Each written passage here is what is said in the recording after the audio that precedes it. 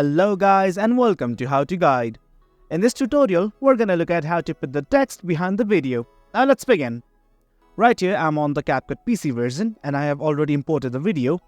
I'm simply gonna drag it to the timeline. Now I need to add a text. You can find the text right here next to audio at the nav bar. Click on it. For simplicity, I'm just gonna use this default text. Now let's drag it to the end. Now you can add any text here. You can scale it. Now that's the first step. Simply export this video. Export. Now what I want to do is delete these two and import the exported video right now. Now I have imported the video that I had just exported. I'm simply going to drag it to the timeline. Again, the main video, I'm going to drag it to the timeline such that it is above the exported video.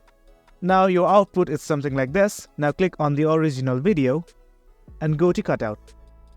From here, just select auto cutout. And that's it guys, I'm going to play the video. And that's how you put text behind video. You can also do the same for picture files. Hope you guys found this video informative, and for more content like this, do remember to hit like, share and subscribe. Thank you.